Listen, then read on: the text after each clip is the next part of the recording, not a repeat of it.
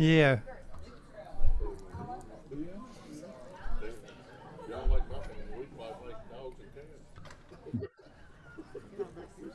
I hate to cut into our fellowship time, but we got some business we need to conduct this morning, and we want to give our presenters plenty of time. We're still trying to count heads to make sure we've got a quorum. There's still people coming in.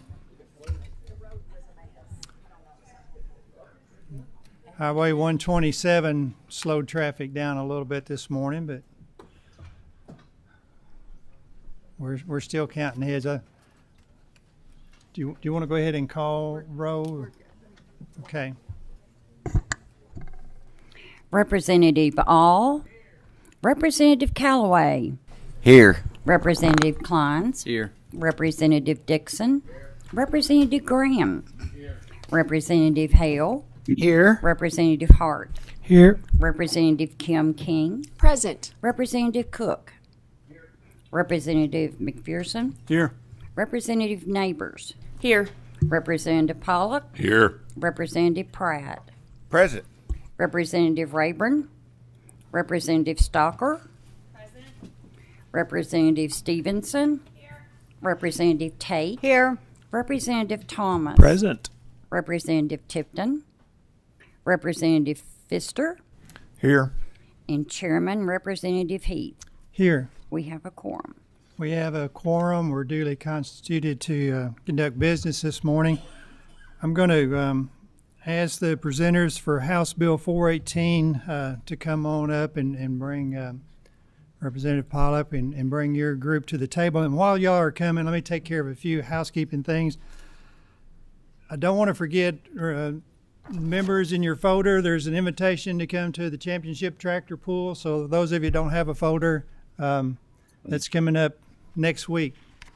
And if you want to know more about that, feel free to reach out to me. But for our committee members, if you want to attend the night of Wednesday night, Thursday night, Friday night, or Saturday at noon, respond to the email and they will get you up to 4 tickets to come to a reception and attend the tractor pull. In the way of some quick introductions, I'm going to introduce some folks by groups. I know Kentucky Farm Bureau has quite a few people at us, so we can kind of see who you are. We have representatives here from the Poultry Federation. Good to have you. The Dairy Federation. Appreciate you guys. Pork producers. And have I missed anybody else? We've got some other introductions to do here in a second. Let me go ahead and talk about how we're going to proceed this morning. We're obviously going to do 418 first, and we're not anticipating that to take very long. And then when we get into 400, House Bill 400, we got quite a few signed up to speak on that. So we're going to look at a cutoff time on all of our discussion around 9:30. Allow 15 minutes for members to ask questions. So members, if you will, as we go through these, the comment period, take notes on what you want to ask, and then we'll save all that for the end to make sure all of our speakers have time to speak. And then about 9:45, we're going to need to take a vote. Some of our members have to leave at 9 to go to another committee meeting. We're hoping they get back by 9:45 to take the vote. If not, we'll have to pause and wait for some of them to get back in the room. So, Commissioner Shell, welcome. Your first House Agriculture Committee meeting. Glad to have you.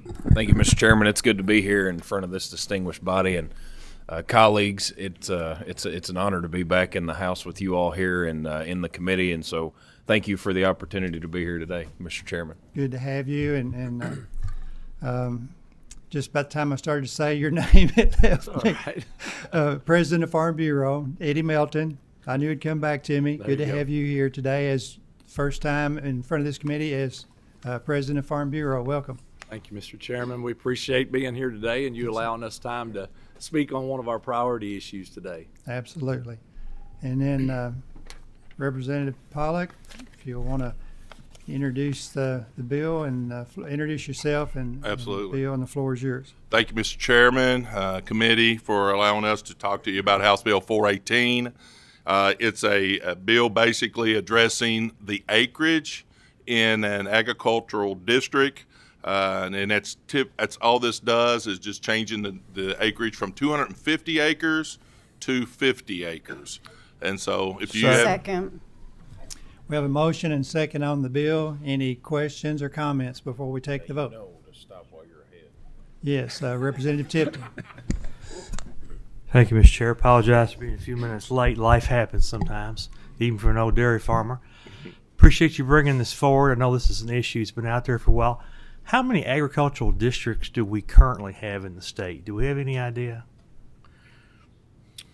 I'll let my experts who I have flown in this morning to answer that question. Representative Tipton, I don't know that we know for sure. There are several of them. Sometimes we as farmers don't take the opportunity to take advantage of some things that are available to us out there. But I think this is an opportunity for us to help our beginning and young farmers that might protect that prime farmland that they have. And as you know, the price of farmland has gone up substantially over the years. And so putting 250 acres together is a bit harder to do now than it would be to put 50 together. We think it protects prime farmland, and our membership passed that resolution at our annual meeting this year. Representative Tifton, as of 2023, there are 566 certified agriculture districts consisting of approximately 455,000 acres in 80 of Kentucky's 120 counties. Yes, sir. Any other questions or comments? Either one of you gentlemen, Commissioner or President Eddie Melton, y'all good? All right, then we're going to take the vote. Representative All.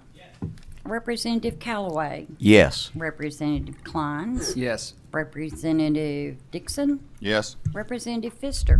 Yes. Representative Graham. Yes. Representative Hale. Yes. Representative Hart. Yes. Representative Kim King. Yes, ma'am. Representative Cook. Yes. Representative McPherson. Yes. Representative Neighbors. Yes. Representative Pollock. Yes. Representative Pratt. Yes. Representative Rayburn. Representative Stalker. Yes. Representative Stevenson. Yes. Representative Tate. Yes. Representative Thomas. Aye. Representative Tipton. And Chairman Heath. Yes. Passes. Bill passes with favorable consent. Same should pass on the House floor. And Commissioner, I forgot to ask you if you want to introduce any of your staff that are here for the first time. Thank you, Mr. Chairman, and thank you again for the opportunity to be here. With me today, I have my Chief of Staff, Mark Bowling, if he would stand so the committee could recognize him and see who he is. Welcome, Mark. We also have my General Counsel, Heather Becker, here with us as well. Heather comes from the Attorney General's office and has experience in environmental protection. Welcome, Heather. We also have, maybe a sore spot for some of you all, but I'm going to say it anyways. We've got our new Executive Director of Kentucky Office of Ag Policy, one of my great friends and someone who's going to do an amazing job advocating on behalf of Kentucky agriculture, Mr. Brandon Reed. Welcome back, Brandon. We also have our Executive Director of Marketing, someone who's familiar to the Department of Agriculture, Mr. Jay Hall. That's a constituent of Mr. Phil Pratt's. Yes. We also have my executive assistant and helps me do project management, Will Napier's with us as well. Welcome, Will. And we have our state vet, who's no stranger to this committee, Dr. Steve Velasco. Well, I've been calling him the new state vet, but he's been here for long enough now that he's no longer the new state vet. And we also have my communications director, Miss Madison Pergram, up here in the front. Madison, if you'd be recognized. Yeah, good to have you. I think that gets them all, Mr. Chairman. All right, thank you very much. Welcome, everyone. We also have a large delegation here from Murray State University. Why don't you guys stand so we can see where all you're at? I think there's several board members. All right, some of you are coming to the podium later, so welcome. Appreciate you guys coming. Let's give them a round of applause. Have I missed anybody that I need to introduce before we move on? It's good to have my friend and former Representative Judge Kenny Imes here today. All right, I'm going to go down front with President Jackson and Dr. Parr and introduce the bill. I'm going to pass the gavel over to our Vice Chair, Dan Pfister, and then once we get the bill introduced, I'm going to come back and help out from this side.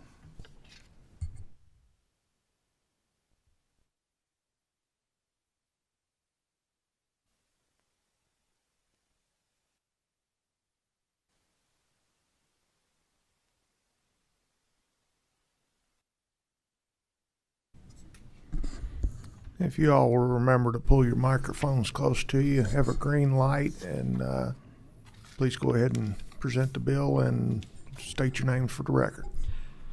Thank you, Chairman. Richard Heath, State Representative for District 2. Go ahead and introduce yourself. Yeah, Bob Jackson. I'm president of Murray State University. Brian Parr, Dean of the Hudson School of Agriculture at Murray State University. Thank you for this opportunity to present House Bill 400. It's a simple bill, 2 pages and 2 lines, and it amends a KRS statute 164-.295. And with permissive language, it would allow Murray State to have a School of Veterinary Medicine. It's not the first time this statute has been amended. I'm told it's maybe been amended 5 times for different universities for different projects, and that's what this bill does today. So I'm going to let President Jackson get us started here, and then we want to go to the Zoom call. He has a 9 o'clock meeting that he has to be at, and then we'll go to Dr. Parr. So I'll come back up there and help with you guys.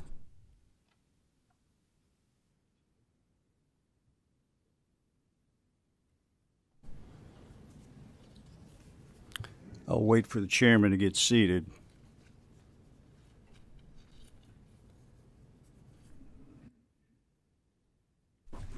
Thank you, President Jackson. The floor is yours. Right. I have just a few comments to lead into obviously a broader discussion today. And Chair Heath, thank you for having us here today, Murray State University, on this important topic. Vice Chair Pfister, members of this committee, Leader Rudy, Representative Imes, more than 50 co-sponsors of House Bill 400, including many of you on this committee, other members of House leadership. But thank you for having us here today to talk about this important bill and this important topic to the Commonwealth of Kentucky. Today I'm with Dean of the Hudson School of Agriculture, Dr. Brian Parr, and you're going to hear from Dr. Parr in just a minute with a presentation. The chair of our Board of Regents, who stood just a few minutes ago, Mr. Leon Owens from Paducah. We're glad to have him here today. Vice Chair Virginia Gray from Hopkinsville. Our student body president and regent Ellie McGowan is with us, Jordan Smith, and many other guests who you will hear from this morning. First, I want to give you just a little bit of history that I think will be instructive to everyone. In 1973, so almost 51 years ago, our Board of Regents at Murray State passed a unanimous resolution in support of a School of Veterinary Medicine at Murray State University.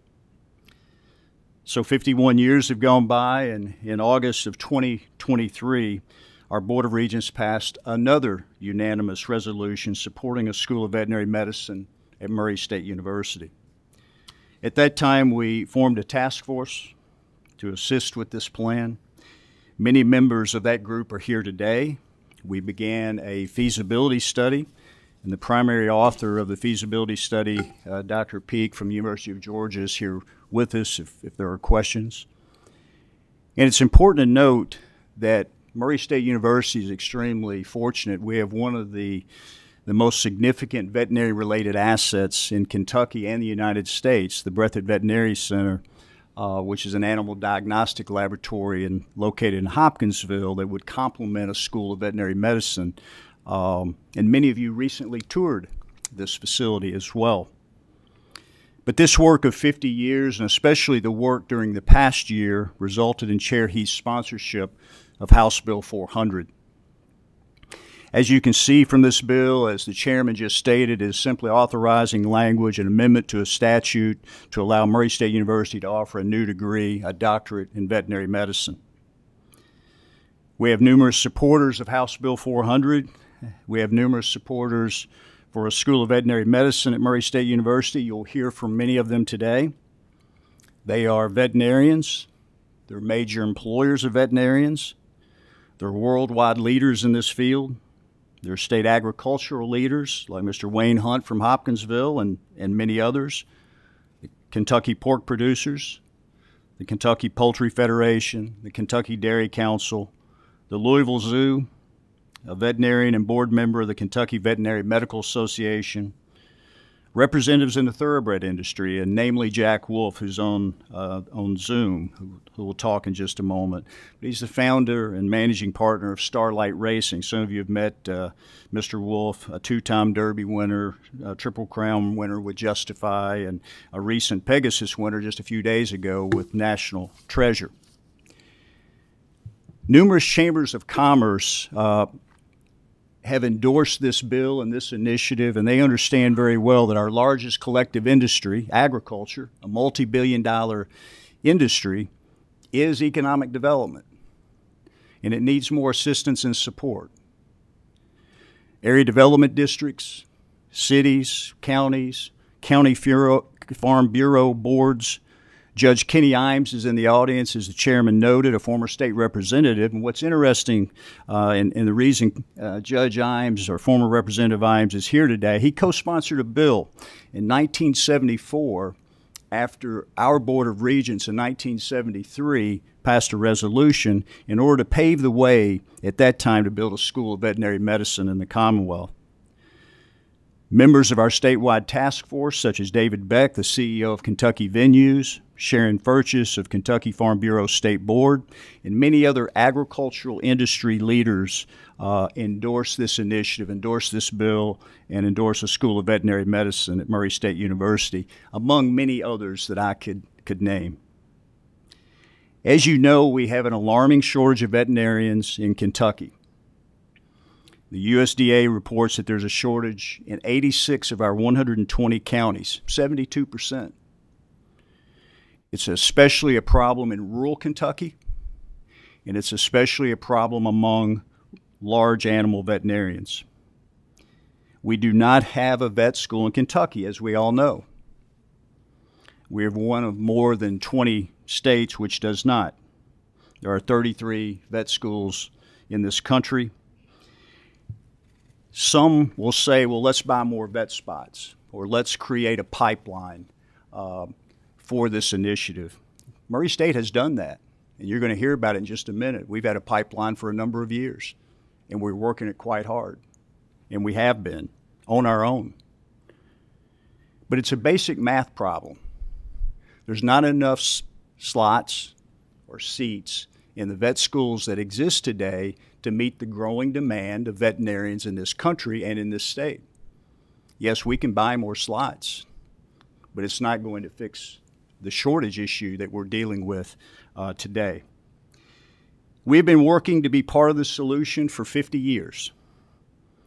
We've worked very hard. This initiative is very important to Murray State University and this state as a whole. As we all together, especially this committee and many others in the General Assembly, work to advance agriculture in this Commonwealth. Lastly, Mr. Chairman, during the past many months, we've talked with all of you. We've talked to nearly every member of this legislature. I want to thank all of you for your time. I want to thank you for your time today. I want to thank you for your support of agriculture. I want to thank you for your support of House Bill 400. And with that, I'll turn it over to Dean Parr.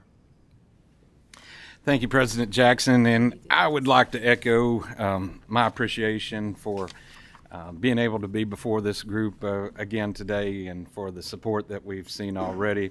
And we're thankful to be a part of such a historical occasion for agriculture, animal agriculture, especially in the Commonwealth of Kentucky. So thanks again. And Dr. Parr, do you want to introduce the Yes, Zoom sir. guest? Okay. Yeah, I yes, didn't know if you sir. were going to, if I was going to. No, I'll do that. I want to get pretty quickly here to Dr. Jerry Robertson. Dr. Jerry Robertson is a current faculty member at Long Island University, but a former faculty member and administrator at Lincoln Memorial University. And so Dr. Robertson is a foremost expert in vet school education and especially this distributed model. He's also a co-author on our feasibility study and has just been an invaluable resource in looking at this model that we proposed and its effectiveness. And so I've asked Dr. Robertson, he needs to be in lab at 9 o'clock. So that's the problem with these folks. You know, our faculty members, we had one that was up at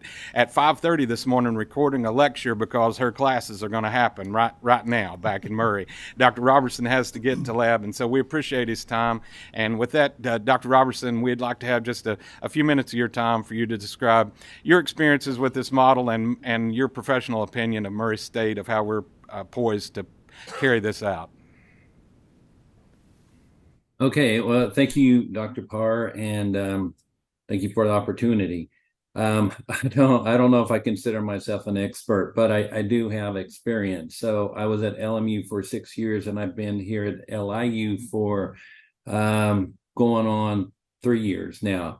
So anyhow, so the first part of what I was supposed to speak about is give a brief synopsis of LMU and LIU and the distributed model. The distributed model is so our traditional vet schools are veterinary teaching hospitals where the curriculum all pretty much happens within the building or within the campus itself. There are electives where students go out in the classic veterinary teaching hospital model. The difference with distributive model is that and again, the first years, what we call the preclinical years, are very similar to the veterinary teaching hospital models. The distributive models, none two are alike. Even veterinary teaching hospitals, you can tweak them how you want to, and a lot of that is based on what you have in your area to work with. But in any case, LMU is very rural and LIU is very urban, so very different in what they have available. So here at LIU, we have, especially small animal, we have big hospitals for small animal that can help educate our students. And you can also do that in the country setting sort of thing, but the students are going far away. So there are pockets of affiliates in different parts of the country. For instance, at LMU, they would have people in Texas and actually up here in New York that were affiliates that would help educate our students during what we would call their senior year. In the traditional VTH model, those students are educated and go through clinics in the hospital themselves, so they don't leave. So that's one of the advantages of the distributed model is that teaching hospitals require a whole lot more people, and to make it run, a lot of staff are required. We don't need as much in the distributed model. So anyhow, the bottom line is any model has some strengths and weaknesses and so forth. One of the ideas, and these are some of the advantages of the distributed model, is that it can be, so for an individual student, say one who wants to work with laboratory animal medicine, that what we call senior year, they can go to lab animal places and really are set to hit the ground running once they graduate. We can do that for anything with a distributed model. There are core things that they have to go through, core rotations, but then they can really tailor their educational experience to what they really want to do. Now, some students don't obviously know what they want to do even when they get into their senior year, but all the same, they have more choices available to them, so they can really make it what they want it to be. Let's see. So a couple other things about the distributed model, and really I've noticed this because I was in the traditional vet schools before, but there's a big push to develop veterinary skills. And we're talking about all the skills you need in small animal and equine and food animal, and even some in poultry and so forth. And so I don't know if the veterinary teaching hospitals, I know they have progressed since that time, and since I haven't been in them, I can't say that they're not pushing things that way, but it's a big advantage to the distributed models. And also one of the things, a lot of vet schools talk about this, that they have typically with the distributed model, they have hands-on with livestock and small animal from the very first semester that they're at one of these schools. The distributed model, what you do, so ultimately what we want students to hit the ground, be prepared, be competent the day they graduate, so they can go out there and do the common things. And that's one of the big themes of the distributed model schools. I'm sure the VTH schools also want to do that, but it's a little bit different. Yeah, and so one of the other things about distributed model schools, it prepares the students for clinics in private and corporate practices. They are being taught by experts, and experts sometimes are boarded, sometimes not, but experts in private practices and sometimes corporate practices, depending on where they are. And a lot of these schools, and I know Kentucky has, Ruffian and some of the other big equine clinics, and they are affiliates of other schools. So they're very familiar with how to do this and how to handle the students. The other part was the from concept to fully functional distributed model school. This is the kind of fun thing. If you like to build things, that's what you're working with here. So you have the idea already, and the rest of it is figuring out how to do it. And that's a lot of sitting down at a table and talking and checking and double checking to make sure it's the thing, your plan is going to work. There, and for the COE, which is the Council on Education by AVMA, which is the American Veterinary Medical Association, they are the ones to do accreditation, and there are 11 standards that need to be met. So those 11 standards are really the guidelines for how you develop your distributed model. So also with the concept there at Murray State, I haven't personally been there, but my understanding, I know Kentucky has plenty of livestock to deal with, and any place has small animal to deal with. And so you have poultry, and that's one of the things that the COE likes to see, that you're having some training in poultry as well, and obviously the typical livestock and small animals that you have. One other thing I just mentioned, in this senior year, you have to have at least 32 weeks of a senior year rotation. Ideally, probably would want a little bit more than that, but the distributed model oftentimes has more electives to let the students, again, tailor their experience. So to go from concept to a fully functioning distributed model is a lot of work and takes quite a bit of time, but it can be done. So anyhow, the last thing was, how can you achieve this at Murray State? I think Murray State has a great start, and they're already looking at where these things can go. Having a necropsy pathology unit, that state pathology unit that's close to Murray State, is a great option, because also the students have to do necropsies and spend some time there.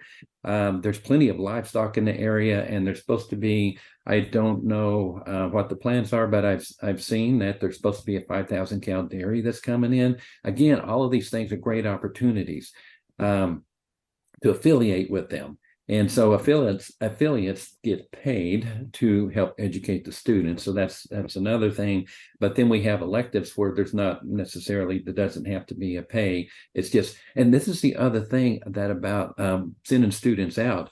Some of these clinics, a lot of them are looking for people to hire.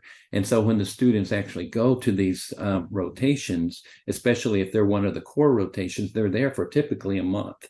And so that's a 1 month interview with some of these clinics that the students will go to. And a lot of the students come out of there with a job offer. And so that makes it easier, and it's an advantage for the students to not really have to spend time going interviewing different places. They a lot of times come out of senior year with already a job in their pocket. I do just have a couple of comments. Let's see, affiliates. Yeah. Always have a plan B. So some of the affiliates don't work out. And that happens at every school. We expect that, but and sometimes you don't even know until some students go there and find out, well, they didn't let me do anything. We want affiliates to let the students do things. That's what trains them. That's kind of the idea is supposed to be. That's how it's supposed to be. So, and this is just one other thing, and it looks like we're in a good shape with what President Jackson had talked about. This is something that they want there, but I will say this, just based on my experience at LMU and LIU, that the university really needs to be on board with the vet school, because it's going to be different. What we need, how soon we need it, all these kind of things, and so. That's one thing that this is just a suggestion that really needs to be very clear to the people at whatever university is building a new vet school. And then the other thing is starting out with people who are seasoned and quality individuals, and also that they need to be specialists. Some of them need to be that way. The veterinary skills can be taught by people who don't have extra boards and PhDs and masters behind their name. And also, having mentioned that, there needs to be a research component to this as well. Just those are things that COE will be looking for. Let's see. And having people who are team players is very important. And I think the last thing is, oh yeah. So the thing is, can Murray State do it? You've already made the decision that you're going to do it. And once you make that decision, then there's a lot of planning, a lot of work, but that's when the fun begins. So absolutely, I could see Murray State and Kentucky. I think just you have students that haven't had the opportunity to go to in-state, and so the tuition is going to be less expensive for them. It's a great opportunity, and they're more apt to stay in the state of Kentucky if they go to vet school there. So those are my comments. I hope they're okay. Thank you, Great. Dr. Robertson. Thank you, Dr. Robertson. Is it okay if we open up for questions for him just a minute before he has to run? If anybody has any. Does anyone have a question that would be specifically targeted to his comments? And if you think of something later, I'm sure we could email him some question and he could respond through email. But thank you for your time and your presentation. All right. Thanks a lot, Dr. Robertson. We appreciate you being I'm going to check out. All right. Thank you. And Dr. Parr, I'll let the committee know, again, the plan. You have a slide presentation. I do, yes, We have sir. a couple more individuals in the wing on Zoom, so y'all stay with us. I hope we're not intruding on your time too much. We have some individuals signed up that want to speak in opposition to the bill. So Dr. Parr, after you do your slide presentation, we'll give those individuals an opportunity to talk. And then you guys will come back to the table and we'll do the other two Zoom meetings. Okay, Thank sounds you, good. Thank you so very much. Okay. Oh, yeah, sorry. Share your screen so that the people want to.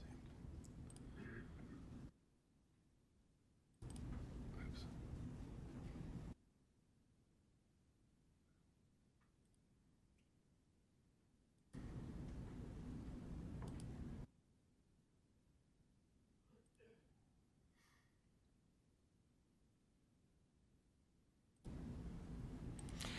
I will say while he's getting this ready, if at any point you guys want me to stop talking so everybody can vote yes, you let me know too. That's I heard that in our first bill there, so don't let me talk over top of your yes vote. We seriously, we certainly appreciate this opportunity, and I know that a lot of the stuff that I'm going to mention here has been presented to you before in the interim, and so I'm going to move rather quickly. Of course, Dr. Peak is here. Dr. Robertson was author also on our feasibility study that looked at this current situation. Murray State, very strong agriculture program, 1,400 plus students, a very strong pre-vet program, a well-established network across the state through dual credit courses in agriculture in all the 120 counties of the Commonwealth, and that we have a need for rural and large animal veterinarians especially that's not been met by our current approach. And so these are just some highlights from the study. The Kentucky veterinarian status, so the data shows that we've got 1,564 practicing veterinarians, with the largest concentration being in urban counties near Louisville and Lexington. And they looked at our current agreement, our deal with Auburn University, and it's looking like just over half of those that benefit from that contract space are returning to Kentucky to practice after graduation. And we do realize that after a number of years, more of those do matriculate back to Kentucky. But once again, it's there. Future veterinary needs, according to the AVMA, is that this is a growing field. 19.3% growth between 2016 and 2026, with 704 total openings at the time. A fast-growing occupation, classified even here in the Commonwealth of Kentucky. We have a shortage of rural food animal veterinarians, and this puts our herds in danger. There's no doubt that it's very difficult. We're so glad to have our folks from our organizations here today, and I think particularly in danger on this front is our dairy folks in the state. It's much more still yet a family farm type of a situation that relies on rural veterinarians to come out and visit their farms as opposed to corporately employed veterinarians. And so, of course, with the absence of this consultation, our producers do more care on their own. And of course, that could be potentially dangerous. I know they're experts, but potentially dangerous. Currently 32, 33, depending on whether one's got accreditation today or not, but a low number of schools in the whole United States.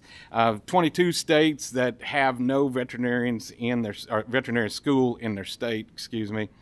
And so definitely a need. This is just an example of our map showing where our vet schools are in relation to our state, and you can see we've got LMU that is there pretty close to the border, but beyond that. I think this slide's While they're doing that, I wanted to draw the attention's members. You have a copy of the. I don't know how to make it do it. Do we have a? He was helping. I'm sorry, I didn't know you couldn't see it. Does anybody know how to make these slides show up there?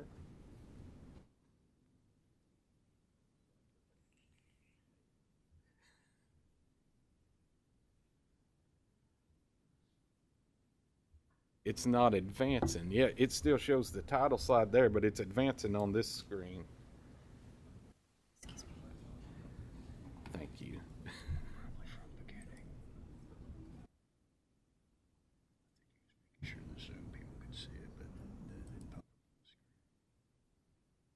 Oh, there it is. Thank you. Thank you very much. I apologize for that. So as Dr. Robertson mentioned this morning, and we have a couple other people that are going to speak a little bit toward this clinical and distributed model, definitely have some benefits, especially toward creating work-ready, step in the first day practicing vet. We have Dr. Brittany Kirby, who's with us today, who is a veterinarian that's on our faculty there in our pre-vet vet tech program, which is she is a graduate of Lincoln Memorial, and I hope she gets to tell you, but her story is the first day on the job in a vet clinic, she was the only vet in the clinic, and she was ready for it. She could handle it, done multiple surgeries. She can tell you more about her story, but anyhow, great. They're exposed, just like agricultural internships, we rely on our industry partners to expose our students to the latest and greatest in technology and cutting edge practices.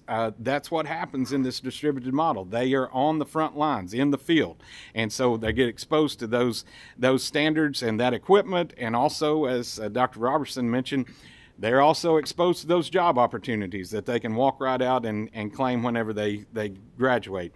And of course, the reduction in construction costs is significant on building this type of a model versus the vet teaching hospital.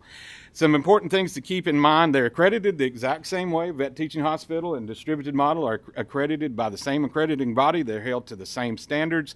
Everything is the same. The same licensure exam. A veterinarian that graduates from the distributed model takes the same exam as one that graduates from the traditional model. Here's just a list of some selected current vet schools under this model. Some large schools: Texas Tech, Clemson University, University of Arizona, of course, LMU, Calgary, and Long Island University all have this model that have proved to be successful for them in their schools. So our vision is this curriculum that focuses on this clinical distributed model of vet education with the preclinical training there at our new proposed site, Murray State University, on our West Farm. And we'll talk about some of those features that we already have in place right here in just a second. But then the clinical year partnering with existing practices and industry and nonprofits so that our students get that on-the-ground education. Class size up to 70 students with a focus on rural Kentucky and large animal practices. Now that's a question that comes up. How do we guarantee that we're producing more large animal rural veterinarians? Well, guarantee is a strong word, but we've got a lot of incentives. We've got some encouragement that we think will help the students achieve that. And the first one is this incentive scholarship, $4.2 million endowment to focus on rural Kentucky youth who want to pursue large animal, food animal, rural veterinary practice when they graduate to help them through undergraduate and through vet school. We have an enormous amount of infrastructure that's already in place that really makes this proposal a great buy, a great bargain, bang for your buck. You know, when we look at other schools like Lincoln Memorial, when they built their vet school, they had to buy everything from land to fencing to cattle to horses, everything in between. We've got an enormous amount of that already in place, and our budget reflects that. When you look at Lincoln Memorial's budget of approximately $16 million a year to run this vet school, ours is less than half of that because we've got about half of that already budgeted in our current system, where we're maintaining the Rudolph Equine Education Center that's supported through state funding. It's a great center. The West Farm Complex, where we have certified Angus herd beef teaching unit already in place. Our North Farm Complex has a brand new farrow to finish hog operation right there on it. Our Breathitt Veterinary Center with our veterinary diagnostic teaching lab, a $40 million state-of-the-art building there in Hopkinsville. Our Carmen Pavilion that already has the anesthesiology, the surgery lab, the radiology lab that's already there in place that was not there in a place like Lincoln Memorial whenever they decided to build this. We currently have 11 veterinarians that on our faculty, 40 veterinary practice and diagnostic technicians. We have an enormous asset there in our people that are already in place, that positions can be tweaked and can be added to in a way to make these people instructors within this School of Veterinary Medicine without starting at ground zero. And of course, a very strong pre-vet vet tech program with over 450 students currently enrolled in that program. Here's just some pictures to give you an example of what we have there with some students doing some work, and of course our farrowing operation and our finishing barn and our equine center, just to give you a quick snapshot. There's a snapshot from our surgery lab as well as from our radiology lab that our students already working in those, which by the way is unique to pre-vet programs. Pre-vet programs traditionally don't include this, which sounds crazy to somebody that hasn't been involved with it, but pre-vet programs traditionally consist of chemistry classes, physics classes, biology classes. They don't include this hands-on training, and we believe that this is part of why our students are successful getting admitted currently into vet school and then becoming practice-ready veterinarians. So how do we get them to stay? That's a huge question, and we believe that we have some answers of how we get these students to graduate in a vet medicine school there and then stay. As I mentioned before, we've got dual credit programs across the Commonwealth. Currently, right now, there's over 1,000 students, over 1,000 high school students in the Commonwealth that are students of the Hudson School of Agriculture at Murray State that are currently in high schools all the way from the West Virginia line to the Mississippi River. We've got students that are enrolled in the Hudson School of Agriculture, over 1,000 right now. There's a picture of some of our high school students there that were there back during the summer. But with this program, we've got to identify these rural youth with a desire and some potential as early as 10th grade and get them the support that they need through dual credit classes through Murray State to make them ready to be able to apply to vet school whenever they get there so that they don't start out behind. We need to deliver some further classes in the sciences as well as agriculture science to bolster this pipeline of capable vet school applicants, and we believe that we can do that. As I mentioned before, this scholarship incentive that we can specifically target, and with a scholarship, you can target anybody you want to. We can designate that they they have to be from Whitley County or they have to be from Graves County or you name it, which is not possible on vet school admittance, but it is possible on designated scholarships. But we identify these rural students that want to return to especially large animal rural practices, mixed practices with this new $4.2 million endowment. And then beyond that, we can approach them as a sophomore in high school that says, here is the lockstep progression between where you're at today and how you become a veterinarian. And all of this is within the realm of oversight within the state of Kentucky. We know what the admissions process looks like. We know what's required of you and what's asked of you, and we can tell you how to be successful in this. We've had great success rates with acceptance into Auburn and Tuskegee and other vet schools, but we are literally at the mercy of their admission boards and what they've decided is going to be important. So we know what we have set up if we're the ones setting it up.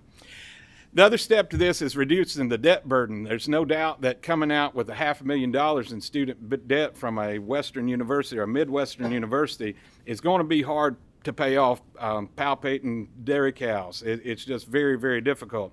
So we've got a model that's at least lower. We've set it at 10% lower than what our students already pay at Auburn University for those slots, which is a good deal. What our students pay at Auburn is a very reasonable tuition rate. And we've set it even lower than that.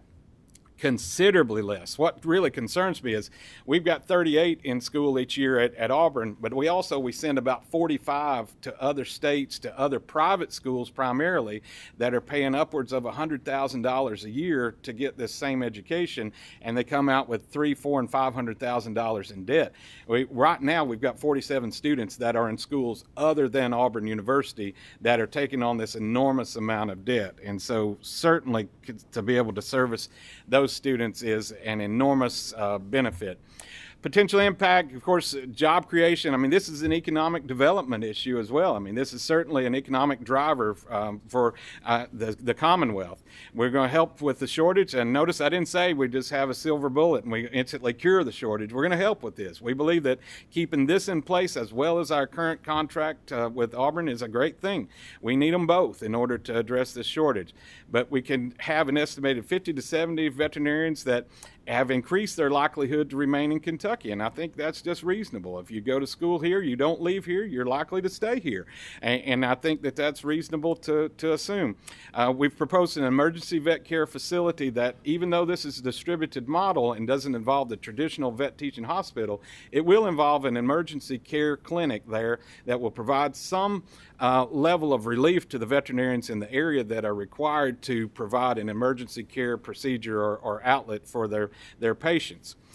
We can provide that. And as well, bolstering the potential veterinarians from rural areas is extremely, extremely important. I say we don't have the wrong students in pre-vet, we just don't have all the right students in pre-vet. We need to go after those rural kids. Just a quick quote. Here's a group of our pre-vet students there in the picture, but the last statement here says, follow your dreams. However, that's not possible unless you get accepted. I hate to see that. We have so many applicants that are so capable and could be great veterinarians that their only choice when they don't get into those 38 coveted spots is to either change career path or possibly choose a school that they're going to come out with $500,000 in debt. That's a pretty rough situation there. So there it is, fast and furious. My part. I'd like to, is Dr. Mayab still on the Zoom? I'm not seeing his picture right now. There he is. Yes, I'm still here. All right. Well, Dr. Mayab, I certainly appreciate you being with us today from Spain. Is that correct? That's correct. Well, yes. Now that's sacrifice. I really appreciate that. So Dr. Mayab works for Royal Canin, and I'll let him introduce himself, and he has some comments that he'd like to provide. Is that okay, Chair Heath? Or would you be able to stay with us? We have some individuals that want to speak in opposition, and I'd like to have you immediately following them, if that's okay. Yes, of course. That'd be great. All right, let's do that then. If Dr. Jackson and Dr. Parr, if y'all want to give up your seats for a moment, sure. and when individuals signed up to speak, they failed to put if they wanted to speak in favor of the bill or opposed to the bill. I know some of them personally that's in favor of the bill. So if you signed up and you're here to speak in opposition, this would be your opportunity to come to the table.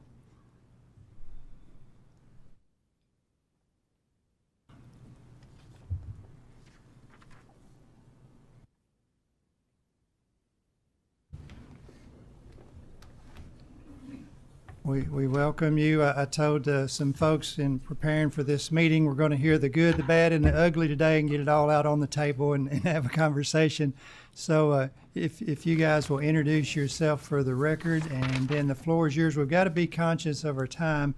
It's already 5 after, so we got another 25 or 30 minutes, and then we've got obviously some folks to come in behind you, a couple on Zoom and some in the audience. So I haven't set a hard time cutoff on you, but just be very time conscious. We are crowded on time. Thank you, and introduce yourself, and the floor is yours. Okay. I am Jim Weber. I am the Governmental Relations Chair for the Kentucky Veterinary Medical Association and also a past president. I am Tammy Smith. I'm a veteran. Is it on? I'm sorry. My name is Tammy Smith. I'm a veterinarian and practice owner in southeastern Kentucky, Knox County, and I'm also representing part of the KVMA. Hi, I'm Phil Prater. I'm a veterinarian. I was with Morehead State University for 25 years as pre-veterinary advisor, and I've been the chair of the pre-veterinary committee of Kentucky for a number of years also. Mr. Chairman, thank you for the opportunity to express KVMA's concerns based on the current veterinary school model proposed by Murray State to address the rural veterinary issue. We have not yet taken a formal position on HB 400, as we realize this committee meeting is only a first step in a long process of possibly establishing a veterinary school in Kentucky, and look forward to being a participant in ongoing discussions. However, we have serious concerns with Murray State's model. While the shortage situation has been discussed for several years, the issue began receiving widespread notice in 2022 when the Board of Veterinary Examiners released a demographic report stating that there are only 54 largely food animal practitioners in the state. Lost in this report was the fact that there were over 330 mixed animal practitioners that also treated large animals. The economic reality is that in many rural areas of the state, a veterinary practice is economically viable only if a veterinarian sees all species of animals as patients. However, we realize that several areas of the state are underserved. In response to this shortage, the Kentucky Department of Agriculture formed the Veterinary Shortage Working Group, a group of diverse stakeholders including producers, veterinarians, university personnel, and government representatives. This group worked for over 18 months and developed many possible solutions. As stated by then Commissioner Ryan Quarles at the conclusion of their work, there are not one or two simple answers. It would take many approaches, programs, and organizations along with time to address the problems. We currently have an excellent contract space program with Auburn and Tuskegee, high-quality institutions, which has produced many of the state's veterinarians over the past 70 years.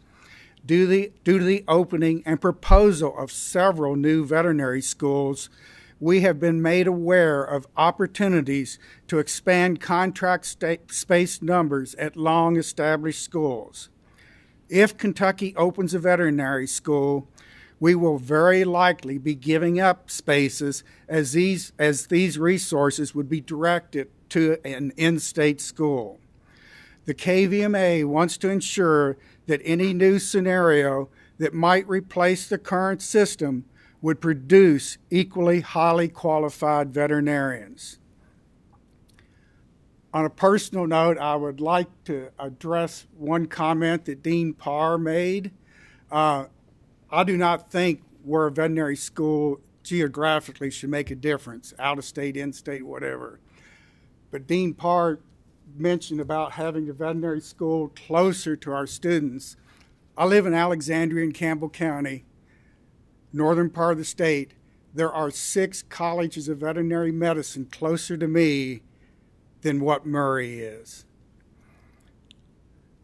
Now Dr. Smith and Dr. Prater would like to express some specific concerns about the proposed Murray State model. And we'll start with Dr. Smith.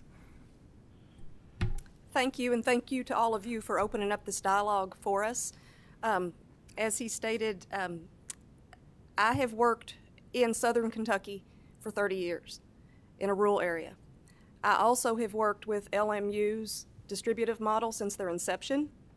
We have served as a clinical facilitator, a clinical site where they send their 4th-year students. We host their students for their 4-week rotations. We have had 30 of their students come through. We are currently hosting a student right now. We have a young lady with us as we speak.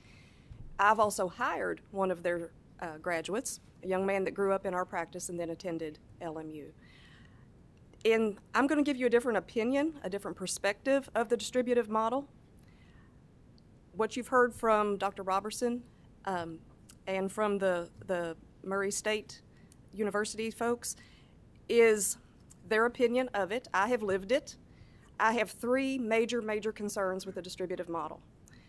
One is the inconsistencies of the education. 2 is the stress that we're putting on those 4th-year students, and I'll address those pretty specifically here in a moment. And 3rd is the oversaturation or maybe undersaturation of the clinical sites where we're going to be sending those students in their 4th year. The inconsistencies are huge. As they mentioned, there's no two clinics the same. My clinic is not perfect. I don't claim that it is, but we do our very best to mentor these students. We spend a lot of time with these students. We let them jump in and experience firsthand every aspect of the clinic. The young lady yesterday, in doing her first surgery with us, she did a spay. She did a marvelous job. My husband, who's also a veterinarian, was supervising her. She mentioned that ours was the first rotation she had gone through since August that even let her do any surgery. So there's the swing of the pendulum. There are some clinics that they go in, some sites they go in, they don't get much hands-on experience. They monitor or observe from across the room. Then there are some where it's kind of carte blanche and they're allowed to do a lot of things without much supervision. And I know that because I hear that from colleagues of mine who also are clinical affiliates. And I hear this from the students. So the vast difference, I think, is a gross disservice to the students. Some are coming out with a lot of experience and some are coming out with none. The inconsistencies also don't stop with the student body. We do see that with the administration and the faculty. Again, this is not a black mark really on LMU, but they've only been open since 2011 and they've had 4 deans. I think that's a question to ask why. Faculty turnover is huge. A lot of the first faculty that came on board when they opened are not there anymore. Dr. Robertson is one of them. He was there, now he's not. I think that speaks to the competition of the veterinary schools for the staff and the faculty. That we're going to run into a situation where we can't staff them like we should. In the traditional college, I'm a graduate of Auburn and a proud graduate of Auburn. In the traditional college, usually the staff and the faculty are there for a long period of time. They're tenured. We were very fortunate. I felt we were very fortunate when we went through our clinical rotations through the various disciplines in the teaching hospital that we were taught by the best of the best. We were taught by the board-certified individuals. We were taught by the renowned researchers. I felt that they had a strong interest in teaching us, in instilling that drive and that passion for their specific field of expertise. The last portion of our 4th year, we went on our preceptorship called an externship. That was for 3 months, which equals 3 rotations in the 4-week period, or the 4-week divisions, right? We were able to choose that clinic or that facility that we went to do our externship as long as it got approval through the university. But that's where we tweaked what we learned from the boarded people and the experts that we were under tutelage from in the clinical setting at the teaching hospital. I think that's a big swing of the pendulum that is not fair and not doing a good service to the graduates. About 5 more minutes and then we've got to rotate. Okay. The stress on the students, I really want to touch on this because every 4 weeks these students are starting a new job. I'd ask all of you to think about every new job that you've ever had because it's nerve-wracking and it takes you a while to acclimate to that situation, right? Before you're even productive. They're doing it every 4 weeks. They're also needing to move to that clinical site, to wherever that rotation is. Who likes to move? No one. They have to pack up their whole world and get to that clinical site. That's also very costly. And think about the cost. They're still paying full tuition to that college, even though they're not on campus that 4th year. They're also paying their living expenses and moving expenses every 4 weeks. And at the same time, we're asking them to focus on learning. That's a lot to ask of an individual, and I think that does reflect in their NAVLE scores. That final exam that they take to be a licensed veterinarian upon graduation. I did search the last 3 years of 3 schools: University of Tennessee, which is a traditional curriculum, Auburn, which is a traditional curriculum, and LMU, which is the distributive model. All 3 of those are very similar in demographics. The average pass rate for the University of Tennessee students is 98%. The average pass rate for Auburn is 96%. The average pass rate for LMU, the distributive model, is 87.3. Numbers don't lie. About 3 more minutes. You want to let the third individual speak? Absolutely, absolutely. Thank you all so much. I went through when I was presented with the feasibility study. I kind of went through it, and I just felt there were some areas that were lacking in depth. We have a number of incentive programs throughout the United States that are postgraduate. Dr. Parr talked about some incentive programs. Having a veterinary school or establishing a veterinary school to think you're going to solve your food animal shortage is just not true. There are a number of schools a number of states who have the same issue we do. They're very rural, very agricultural states. They have veterinary schools. They are not keeping veterinarians in the rural areas. So the only thing that we can find that really works to keep veterinarians in that rural practice are postgraduate incentive programs, loan repayment programs. And we have a bill, KVMA is presenting a bill for that. But building a vet school, make no mistake, does not solve any particular problems with that shortage. In fact, Kentucky returns about 60%, a little shy of 60% of the students each year. After 8 years, it's nearly 75%. So having, saying that, I guess my question to this concept is how does this new vet school, and again, guarantee is a strong word, but if you're going to put this much money into it and you're going to move yourself from a very successful place to an unknown place, how do you guarantee that we're going to have better than 60% of the students stay? I don't know that that's really possible. Not only stay in Kentucky, but stay in Kentucky and serve in rural practices. I was a little concerned about the lack of any data on maintenance and operation. The feasibility study concentrated quite strongly on the economic impact of building the building, but it didn't really talk much about the maintenance and operation. And I respectfully disagree, because I called the dean of LMU, and their operating budget is $15 million a year, but that is just salaries and utilities and, kind of just keeping the place open. There was not any purchases or anything included in that. So, even a program that would be similar to what Murray is, for Murray to say, well, we can do it for a half of that. I'm not sure. That doesn't make sense. It wasn't in the feasibility study specifically what their maintenance operation would be, but it really just took me a phone call to find out. And I was rather disappointed that we're going to go. And if you really want to know the truth, our students right now at Auburn, they have $100 million a year budget. That's their annual budget. So we're taking our students from this really world-class educational opportunity with 500,000 square feet of instructional space and all the other things with it, and now we're going to go to maybe 10% of that as a budget. So I hate to cut you off, but we are in a time crunch. I'd like to get the guys that have been patiently waiting on Zoom some time, if you guys don't mind. And then if y'all will hang around for questions, we'll get all the comments in, and then we'll start the questions.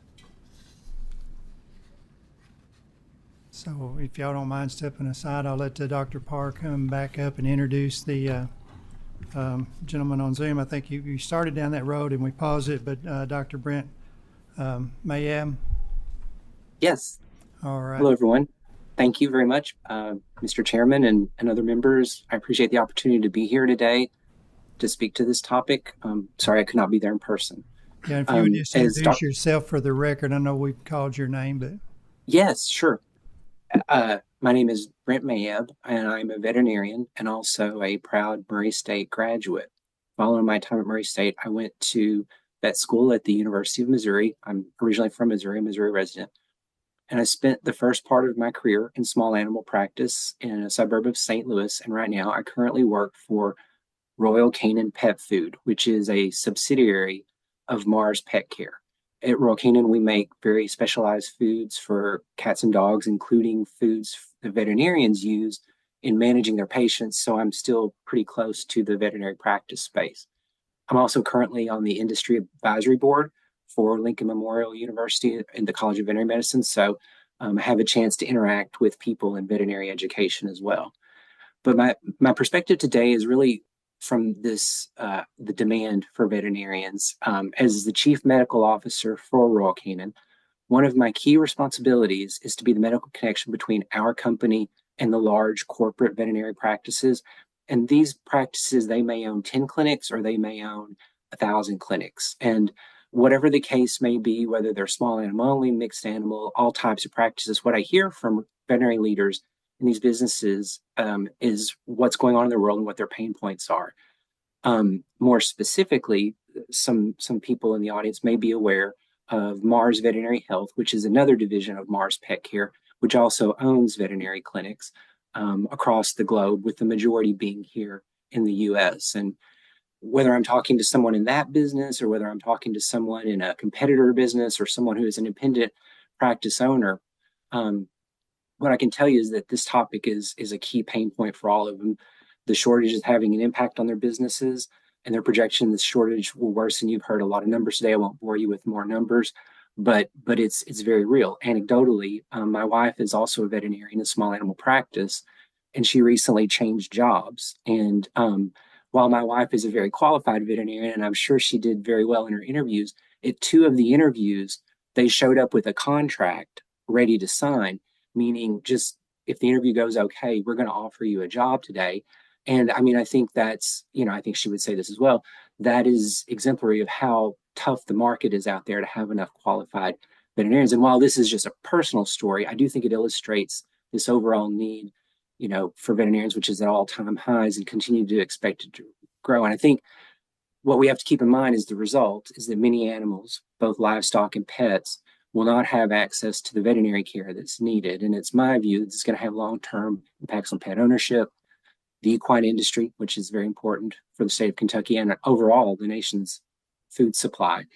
And I think a key issue for this problem is the education, which is why we're having this discussion.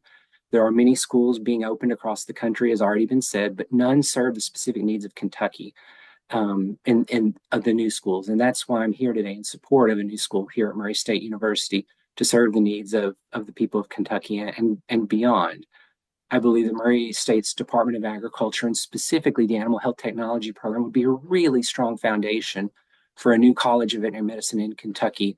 Dr. Robertson shared some of the reasons why, and I won't go over all of those again in respect to time, but I agreed with him on every single point he brought up. And as a veterinarian still close to a lot of different practice types, I think Murray State has a lot to offer.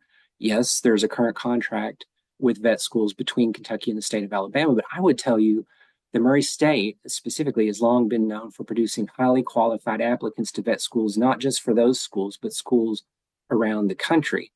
And in my opinion, I think we should provide an educational pathway for these students, as well as other very highly qualified Kentucky students closer to home. And I think Murray State can be that pathway. But as stated, I mean, this is not a simple issue. Starting a new vet school requires significant investment. And one of the challenges that has honestly precluded a lot of schools in the past is this opening of a teaching hospital. They're very capital intensive and they require a lot of funding to build and operate, as you guys have already, stated here. So some have argued, well, why not just expand the class sizes of the current teaching hospitals that are already existent, since there's already the fixed cost part taken care of. But in my role, I get to work with deans from a lot of different colleges, both of distributed and non-distributed models.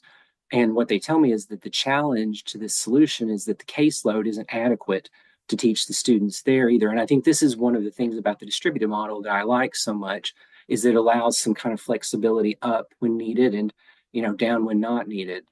Just to give you a concrete example, the University of Missouri, if you're not familiar with it, where I went, is halfway between St. Louis and Kansas City, two metropolitan areas with a combined population of over 5 million people within a 2-hour radius.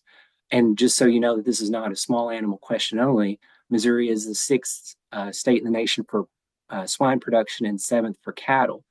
And yet, if we doubled the size of our class in Columbia, students would be sitting around bored without stuff to do, because unfortunately there's a limit how far producers and pet owners are going to be able to go for veterinary care. And I think this is where the distributed model has some key advantages. It's not perfect by any means, but it means that a lot of the clinical experiences can be gained closer to where the animals are. Again, echoing what Dr. Robertson has already said, some of the positives are the real world environment. And what veterinarians say from this is that they do come pretty prepared. And as Dr. Smith said, the kind of the long-term job interview aspect of it, the students can see if the practice is right for them, and the practice can see if the student is right from them.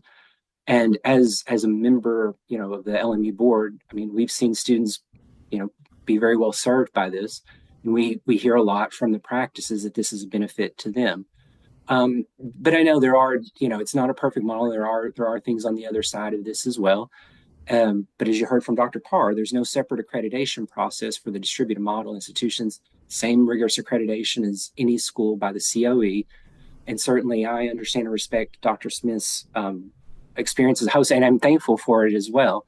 But looking at the data in aggregate, while some schools are higher and some schools are lower, all three schools mentioned are above the requirement of 80%. And I think that's kind of the key metric for me. So I'm very proud of my education at the University of Missouri as well. And I would say that I also had a chance to learn from the best of the best.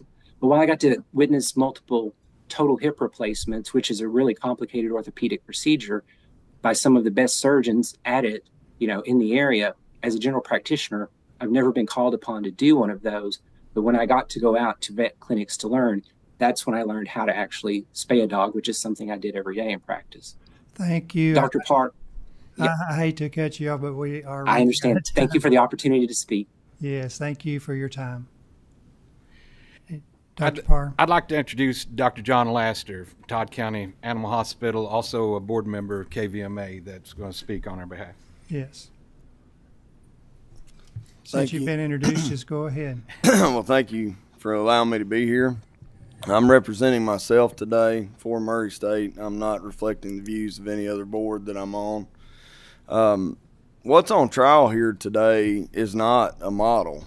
It's not whether or not that the distributed model is more effective than a 4-year clinical model. I think if you give these gentlemen enough money to build a clinical hospital, teaching hospital, and emergency center in Murray, I'm not sure they'd be opposed to it. I am a graduate of Auburn University. I went to Western Kentucky University. I'm not affiliated with Murray in any way other than was asked to be on this task force to investigate the feasibility of a vet school. And over a number of months and a lot of hard discussions and a lot of questions, I believe in these people. I don't agree with everything that we've said today. I don't. But I can tell you this is a group of people that are most concerned with the veterinary education and the future of Kentucky and the Commonwealth at the centermost of what they want to do. Now, what's on trial today is whether or not they have the ability to open or even pursue a veterinary school by law. And I think it's your guys' job to rule on what's best for the state. But what I would suggest is all the details that have been discussed in the last hour can be worked out later. The question is, if the government in Alabama decides that they need more spots in 10 years or 5 years down the road, and our spots get pulled, which, I mean, the relationship, the education, the quality at Auburn University is second to none in the United States, possibly even the world. And I think that needs to be said. We're also a very long-standing contract with them, and they've been good to us. But just as you guys are the elected officials of this state, they answer to the elected officials of their state. And the question is, what happens to Kentucky agriculture, the farmers and all the people I work with that are already out there short in Western Kentucky, Eastern Kentucky, and honestly, I've preg checked 400 or 500 cows in Loretto many times. So in Central Kentucky, it is a universal rural problem. What KVMA will propose next week will help, but there's no reason that can't be in collaboration with Murray State University or any university that does the best job of solving these problems for this state. Now, the question I would have, or the comment I would have, is after being with these people for several months, I'm the veterinarian of many of them, just to be very frank. I've spent 2 days a week in the Murray area.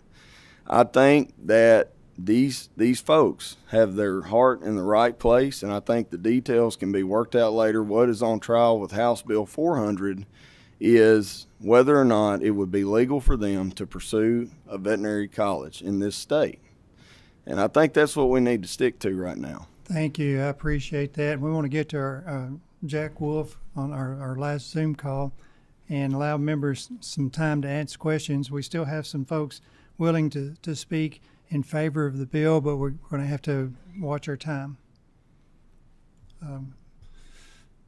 Jack, are you still on Zoom? Are you there? Yes, I am. Thank you. Go ahead and introduce yourself for the record, and the floor is yours. Yes, my name is Jack Wolf. I am a former Murray State student and athlete, and presently I'm the managing owner of Starlight Racing. We've been in business for 23 years. We've been an active participant at both sales companies, Fasig-Tipton and Keeneland, every year over the last 23 years. And 15 years of those 23, we used Dr. Foster Northrup to do our vet work and examinations and all. He's a graduate of the University of Georgia. His main claim to fame is that he played with Herschel Walker on national championship teams. But beside that, he's a good friend, and we've worked together for a number of years. And when I was first told about the Murray State project to get a vet school, I ran it by Foster. And the distributed model, he had questions about, but in reality, I know in comparison to Dr. Smith having 30 different students from LMU, he only had 4. But those 4, as he told me, were the best 4 students that he had worked with, and highly recommended them. And as he said to himself, surprisingly, how good a job that LMU has done. As the previous speaker said, I assume that the purpose of this meeting is not to, or this vote is not to judge the distributed model or not, but I think Dr. Northrop's comments are important to listen to. So that's really all I've got to say, and I do want to be brief, so thank you. Thank you, Dr. Parr. We'll come back to you. Sure, absolutely. And are we going to have a time for question, We probably need to get into that now. Yeah, I'm fine. I mean, those, as has been mentioned, I mean, there's things that were brought up here in opposition that have very simple answers, and I'm more than happy to do that. But we've got questions about that. I want to make it as succinct as possible. Okay, we have a motion on the bill by Representative Walker Thomas, second by Representative Tipton. We'll open it up for questions. Representative Thomas, you up first. All right.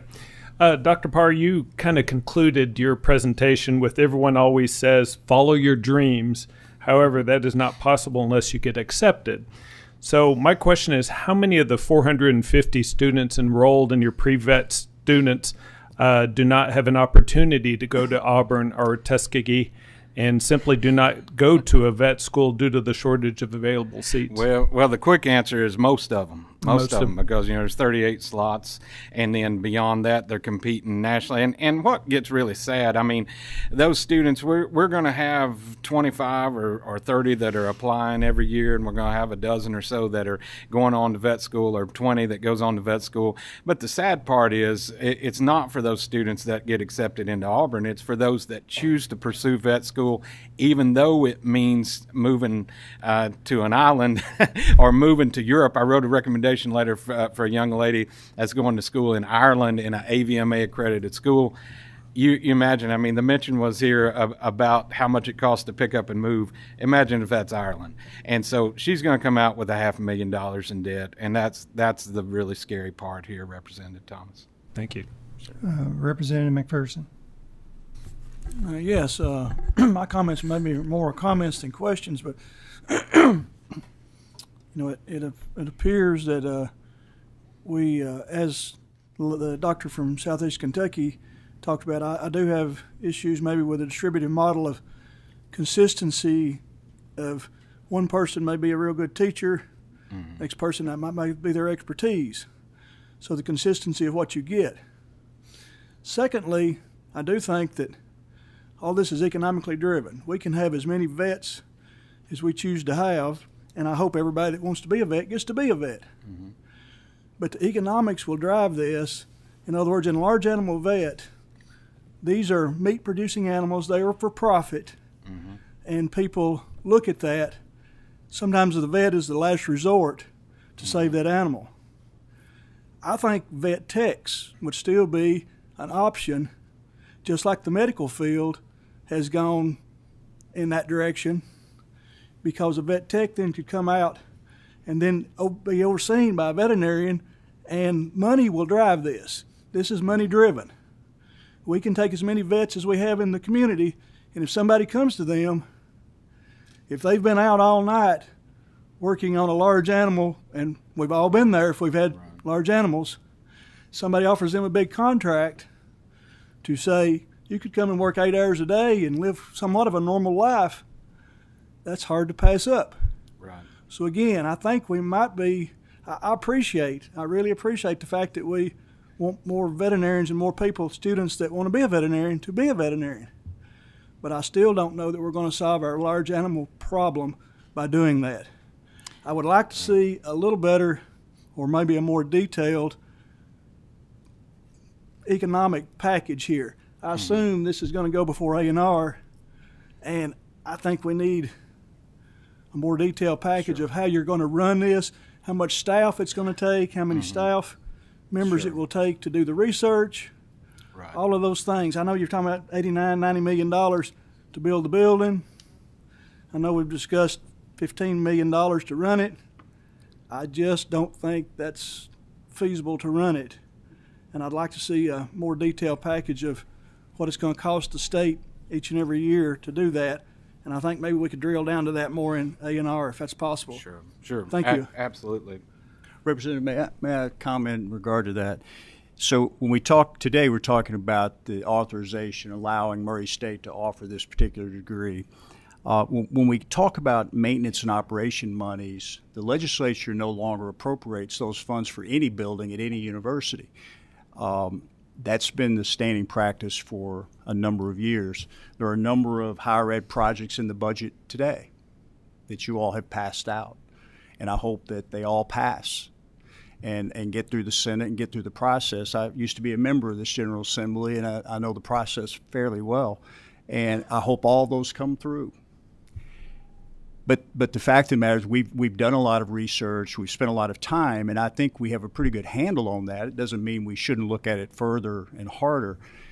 And when we talk about the distributed model, just for the record, in this country, and I'm going from memory, and someone can correct me, there have been 6 new veterinary schools built in this country in the last 50 years.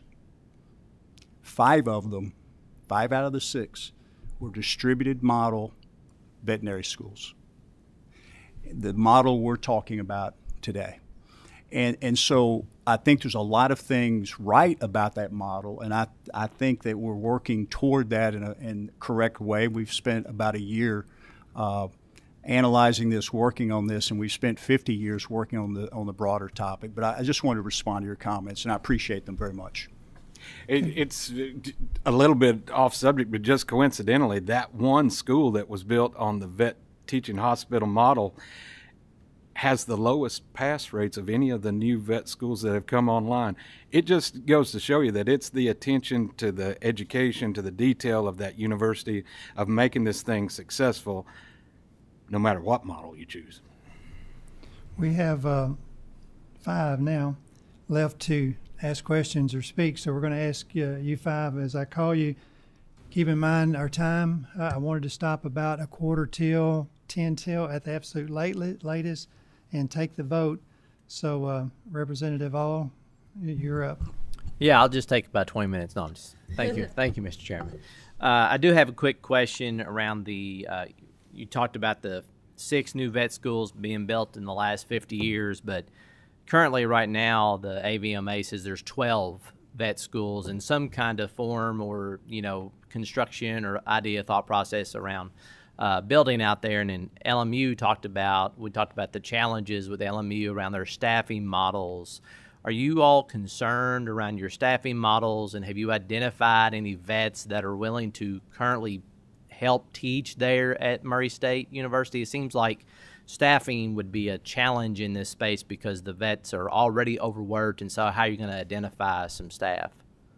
I'm going to give a really quick answer, Representative, and then the expert here, Dr. Parr, Dean Parr, will answer. But so last year, just again, put this in perspective. Last year, there were 10,830, when we were doing this feasibility study, 10,834 applicants to vet schools in this country for 4,571 seats. We can build a few more and still not meet that demand. And again, we still do not have a school of veterinary medicine in the Commonwealth of Kentucky. And agriculture is a multi-billion-dollar industry in this state.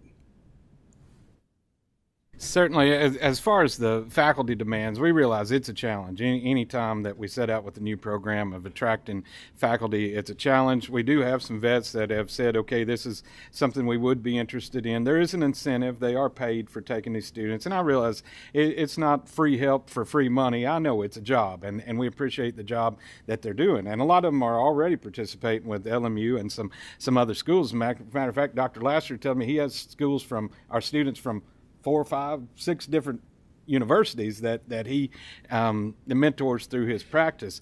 But I will say another thing that I've seen firsthand of attracting full-time faculty is some of the strains that are really taking vets out of current private practice drive them toward being faculty members. Their schedule that says, okay, I can pick up my kids at 3 o'clock or whatever, as opposed to being on a farm call, looks pretty enticing to some vets that want to come on board and be a professor. So it's a challenge. I'm not going to pretend, Representative All, that it's not a challenge, but we face that challenge every day.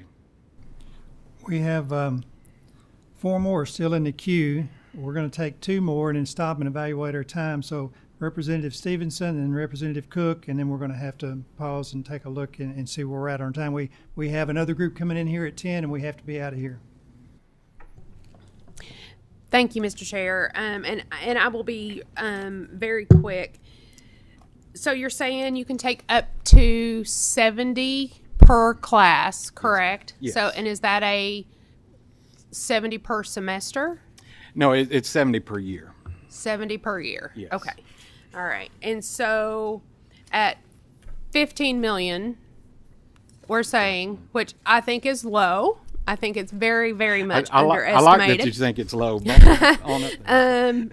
You know, I'm just, I'm a little bit worried about that the investments that we're going to make here are not going to net us exactly what we want, especially, you know, at 5.6 million, we're getting 164 students a year somewhere else. And I know that Georgia has just had lots of slots come open. No. I guess for me, the other quick question that I have is, so that 15 million, like, do you think that that's really going to be the operational cost, or is that just your faculty costs, and is building maintenance in there at all? It is, and let me address that. And first of all, for that 5.6, we get 40 per year. We've got 160 total over those 4 years, so we get 40 per year. Okay. So just to address that really quick, yes, it's and if you look at this distributed model, the thing is we're comparing apples to oranges. To maintain the vet teaching hospital, $100 million was what was mentioned for Auburn's vet teaching hospital. Mm-hmm. When you take that to the Lincoln Memorial model, which we're modeling somewhat after, it goes down to $15 million, and which that includes, as was mentioned here before, I didn't mean to allude that $15 million included what they had to purchase in terms of their property and their cattle and their fencing. It's to maintain their property, their cattle, their fencing, which is already in our budget. We're already maintaining these operational units, and so we've got upwards of $6-7 million in operational maintenance that will contribute to this effort. Even more, I left out Breathitt in that. $8 to $10 million of operational maintenance that's already in place that doesn't need to be asked for, because we already have it in our budget to maintain these units that will contribute to this. And so we add to that an additional $8 to $10 million to cover the faculty expenses, to cover those that are associated with paying the stipends for the veterinarians that are working with our students. It's very realistic. I realize it's drastically different from that vet teaching hospital, but in this model, it is realistic compared to the other universities that are doing this. One more quick question. Did you, is there money allocated for this in the House budget that we just passed? There is not. Okay, thanks. Representative Cook will be our last one. I apologize to the members that did not get to ask questions. Feel free to catch up with the guys in the hallway. We also had representatives here from the Poultry Federation, the dairy, the pork producers that were willing to testify in favor of the bill, and I apologize for not being able to get you guys on. So Representative Cook, you'll have the last question or comment, and then we're going to call the vote. Thank you, Mr. Chairman. Very sorry I couldn't be here. Had to run over to L&O. Poured a lot of work into this in the last probably 2 years, working with through writing the Practice Act and telehealth veterinarians and everything else. And I just want to bring some facts up, and maybe this has already been talked about. But here's a fact. Kentucky is not meeting the academic standards to face the rigor that's going on at vet school. We have missed that. We're having monster problems, current classes down at Auburn right now. As a matter of fact, I don't know if everybody knows, our Kentucky students going to vet school right now are already behind the national average GPA, okay? And they're going to Auburn. So if we start create another vet school, and Auburn's still the top choice, and now we're going to create another one, a second-tier vet school to that, they're going to be a step below the GPA of the ones that get into Auburn, and it's creating a second tier. And we're going to have, I think we need to have a longer talk and conversation about the academic rigor of everybody has a dream, they want to be a vet, but not everybody is qualified to get there academically. Matt Cook's one of those people. And we really need to face that before we go adding more spots and throwing this out and everybody can live their dream.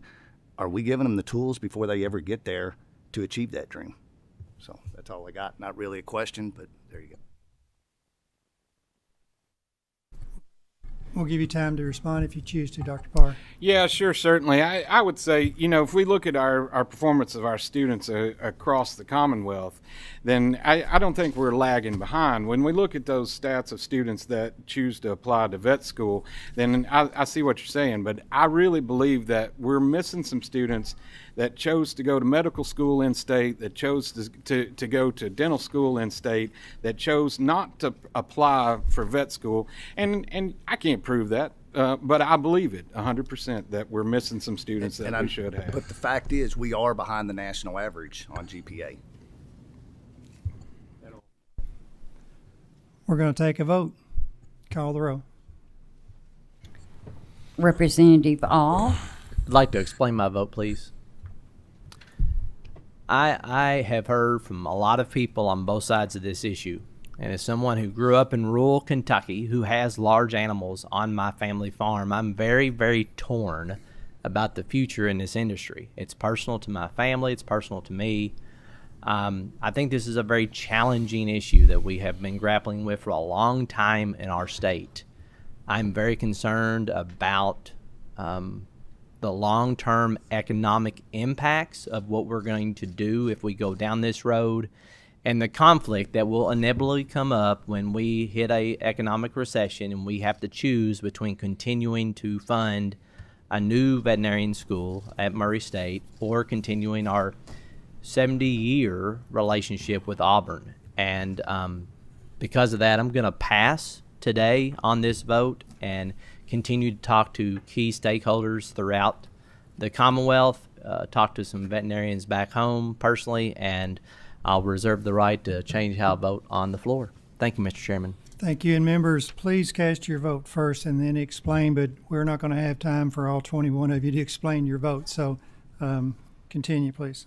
Representative Callaway. Yes, and I'll briefly explain. This is not a financial bill, so I will vote yes on this, and then I'd like to have more discussion in the future. Thank you. Representative Kleins. Yes. Representative Pfister. Yes. Representative Graham.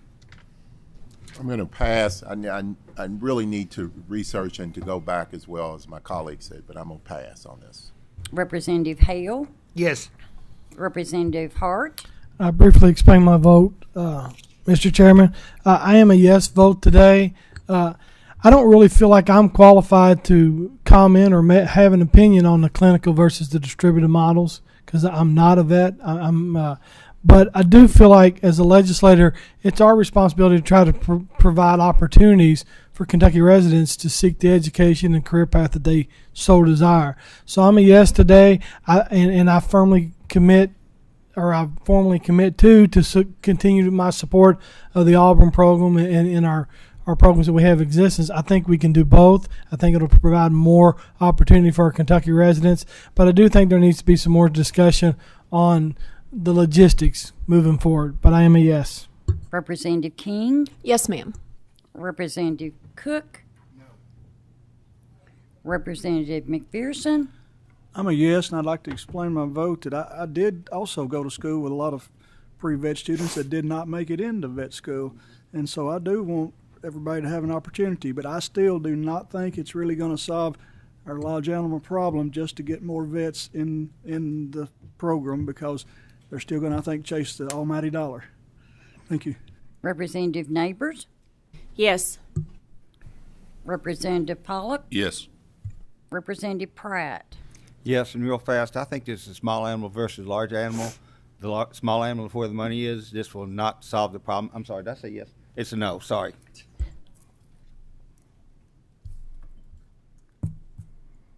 Representative Rayburn. Representative Stalker. I'd like to explain my vote, please. I'm going to be a pass today. There was some information that was brought up that I found concerning, and I think we need to explore some other ways to keep our students here, particularly people coming back who might have participated in other programs. And I'm not convinced yet that I have all the information, so I'll be a pass today. Representative Stevenson. I'll briefly explain my vote. I'm going to pass today as well. I am very, very concerned that this is an expensive project that ultimately is not going to solve our problem, that we need to be focusing more on the retention aspect. So I'm going to do a little bit more research before I vote on the floor. Thanks. Representative Tate. I'm a yes. I'd like to explain my vote. I sincerely appreciate all the presentations today and everything that Murray State is and trying to do. And I do look forward, as you have mentioned, this is one of the steps of many that will occur before this is actually passed through the process. So I look forward to continuing these conversations, and thank you very much, but I'm a yes. Thank you. Representative Thomas. Yes. Representative Tipton. Mr. Chair, may I briefly explain my yes vote? Yes. Passing House Bill 400 does not mean that Murray State will have a vet school. KRS 164-295 talks about our 6 comprehensive universities. It lays out what they shall do, what they shall not do, and what they may do. We are simply adding language that would allow Murray State to offer this degree. And if we don't pass this bill, there's no point in continuing the conversation. And we need to continue the conversation. Thank you, Mr. Chair. Chairman Heath. Yes.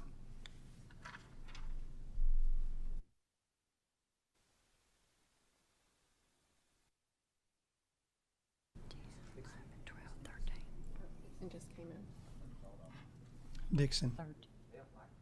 Carl Dixon. I thought I did. Representative Dixon. Cast your vote, please. Well, I get to be the last one. So my vote, yes, is my vote, but I do want to briefly explain, Mr. Chairman.